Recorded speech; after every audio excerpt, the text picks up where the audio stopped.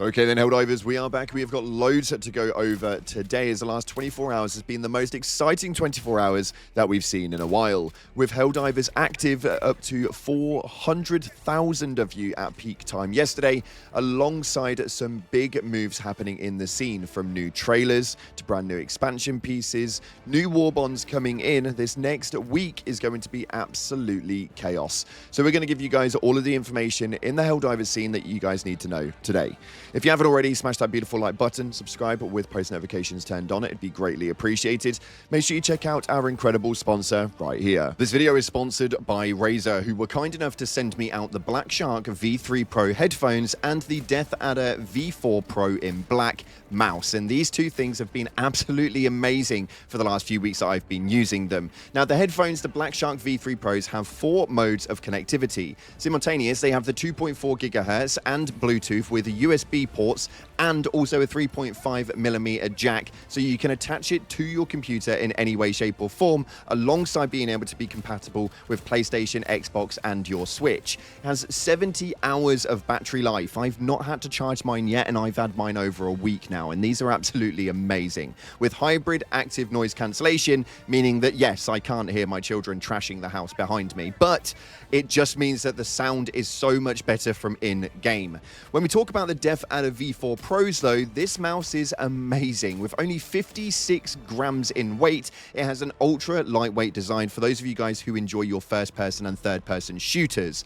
With up to 150 hours of battery life, again, been using it for over a week and haven't had to charge it yet. This means that you guys are going to be able to run through this for a very long time and never have to be able to worry about battery on this. But don't worry, they've also got some incredible software that link up to both of these, so you can keep control of the finer details on both of your devices. For me, it's taken over my setup and I'll be using it all the bloody time. If you guys want to get hold of these products and more, make sure you head down to the description and check out our link to support the channel. A massive shout out to Razer again for sponsoring the video. And we're doing a giveaway here on the channel. If you guys want to get involved with it, it is very simple. Salute emoji in the comment section, it'll enter you in. We're announcing the winner in the next few days, so make sure you get involved with that one. But let's dive on into the game and see what is happening right now in Helldivers 2. So yesterday brought in the likes of Xbox, and my oh my did you guys come in clutch. I had estimated around 250,000 being the peak active Helldivers in a concurrent movement,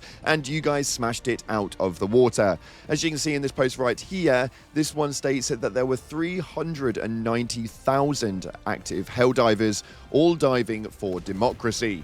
That is a ginormous number that I don't think even Arrowhead were anticipating when they launched this on the port. Now, granted, it did not last long, as there was a ginormous Xbox crash, which then, after 7 minutes, dropped down to about 146,000 Helldivers active, but they have managed to get things under wraps. We'll talk about that one in just a moment, but the split in which you guys dove in was absolutely glorious and a little bit baffling for us active Helldivers from the last year. You can see right here that the split of 320,000 Helldivers was that the automatons actually only had 23% active, with the highest amount of people diving over on the Terminids at 137,000 players. It's so nice to see that the split is running through and you Xbox divers are getting to experience everything that we've been able to experience over the last year and a half. Now, if you did experience a bit of an issue yesterday with the servers during that crash, don't panic. Everything is now wrapped up and sorted. The Baskinator has clarified that there was a small hiccup, but things are fine now. So if you have gone to sleep and woke up again, you should be able to log in and be able to dive perfectly. So get back to your Hellpods, Helldiver. There's loads of democracy to be spread. Moving forward though, the Baskinator has told us about a few known issues which are currently being worked on, one of which is for the Warbond token. I know some of you guys were struggling to get hold of it straight away, but there was a bit of a delay on it. You now do have that Warbond token, but if you are looking to stash it and use it for a later Warbond, such as the new Dust Devils, which we will get into, there has been a bit of a problem, which means that you guys aren't able to spend your current super credits if you are holding on to your Warbond token. This has caused for a bit of a problem, but they are working on a fix for that one hopefully very soon. You may just have to use that Warbond token and then use your super credits later down the line for the next premium Warbond. On top of that, they also have the ODST MA5C assault rifle, where they're currently investigating an issue regarding the new Halo assault rifle, which is causing crash problems on all platforms when on the bridge. If all players equip this weapon from the armory and then the host leaves, it will cause your game to crash. Recommended workaround is to equip this from the loadout. We will update you when we have more information, but hopefully there is something that they will do to fix that very soon. One thing that I am finding very, very strange, though, is a lot of you guys will have noticed that there wasn't a patch update yesterday. Obviously, the info on that one was completely skewed on the basis that so much happened. There were so many trailer drops and so much more, but we've not received an update to the game now for a little while. You will have received a patch update in terms of a file download, but as far as what that was, it looks like it was only to be the Xbox activation and the new Halo ODST Warbond activation, which, with no patch notes to told, that's pretty much all we can put it onto. There has been some alterations, including some graphical imagery changes, but other than that, nothing in hard writing. Some of you guys may have noticed a weird glow bug, which is a bit of a weird one, where if you're on your Super Destroyer, your Helldiver will glow from the bottom of it. That's apparently already been fixed, and it's going into the next patch. So fingers crossed that one actually does come quite soon. But yesterday was crazy. Shams made a statement at around 9 a.m. yesterday morning stating that you are going to S your pants later today, and he was not wrong. With a massive trailer update for the Into the Unjust, they did a deep dive of everything that you guys are going to be able to experience over there, alongside being able to activate Xbox and give us our Halo ODST Warbond that we've all been waiting for. Now, alongside all of this, what we actually saw was a brand new premium Warbond announcement for the Dust Devils. Now, you can see on screen everything that you guys are going to be able to receive from that. This is going to be launching September 2nd next week. This is absolutely huge. We have got one brand new primary weapon, which looks a lot like an AK, the Pineapple G7 grenade, 3 new stratagems, brand new pattern, armor passives alongside some amazing looking armor, player banners, capes, emotes, and a new player title. We're yet to receive the full trailer for this one, so we're waiting on that one to come through. Fingers crossed that comes through pretty quickly, and as soon as it does, we'll be jumping in for a massive deep dive to give you guys a full breakdown of everything that is inside of this.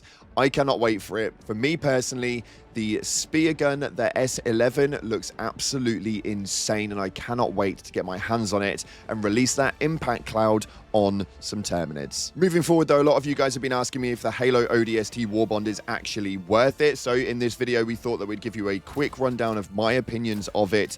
It is a bit of a ship-shapey one. It is a very, very good Warbond with armor which is drippy beyond belief. But when we take a look into the weaponry, which is primarily what you're going to be using it for, the MA5C assault rifle, for me, is absolutely peak content. It works so damn well against the automatons and really well against the Terminids that for me, this is probably going to be a high-usage assault rifle. Now, unfortunately, they can't be customized at all. My only want for this was that I needed to be able to level it up and actually get some skins on top of it, but unfortunately you can't do that. So that took a lot away from it for me, but the actual performance of the weapon is absolutely amazing, and for me it's second to none. It drains your ammo quite quickly, but if you can get past that, the kick and the hammer that this thing gives is absolutely phenomenal. And then we have the M7S SMG. Now, this thing is an absolute laser beam with absolutely zero recoil, and that's coming from console, let alone what you can do with it on PC. This thing has no recoil at all. It is a little bit on the weaker side. Obviously, it's got the suppressor on it, which means that there is a reduce in noise to it, which is obviously going to cause for a suppression in the damage output as well. But it is a very, very good weapon, primarily for those lower level shafts, such as your overall voteless or your troopers or even your hunters if you are running it over on the Terminids. It's really good for the low level, but make sure that you've got some high impact weaponry to run alongside it in support weapon. That's going to be a crucial movement for you.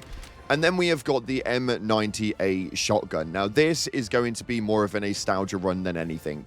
This is a light penetration shotgun, but yet it feels like it should pack a punch. Now, for me personally, I prefer a widespread shotgun, such as the Cookout or even the Breaker Incendiary, something that spreads out quite wide and causes quite a big effect over a larger mass. This one is quite a precision shot shotgun. It does have a high impact, but for me, this is going to be a very, very niche weapon. You may like it, you may hate it. There's no way you can really review this weapon. You kind of just have to go and play with it and see whether it's something that you actually enjoy. Because for me, at least, it was really, really cool to use it, knowing full well of where it's come from in the past of Halo. But it just didn't really scratch that itch that I wanted it to scratch. And that's my honest truth. Then we've got the M6C SOCOM pistol. This one I had a lot of fun with. The silencer on this led for quite a lot. And if you've got a precision shot, especially with Voteless, getting those headshots off worked really, really well. Not only that, but it took out Overseers relatively quickly on the Illuminate sector. So I would say that it could be quite a worthwhile usage. And for those of you guys who are stealth divers, it's a second to none, something you need to take with you. Overall, the Halo ODST support Warbond is definitely one that I would recommend getting my hands on. 1,500 super credits, a little bit pricier than normal, but will definitely be worth it to add into your arsenal for your collection. Nonetheless, that's all we've got time to go over today. We have got so much happening, and we're currently live on stream as you're watching this, so make sure you jump on over and say hello. We're going to be uploading throughout the next week with an array of content as far as news, guides, info, and so much more, so make sure you stay tuned to the channel. If you haven't already, smash that like button, subscribe with post notifications turned on. Appreciate your faces, and as always, I'll see you in the clouds.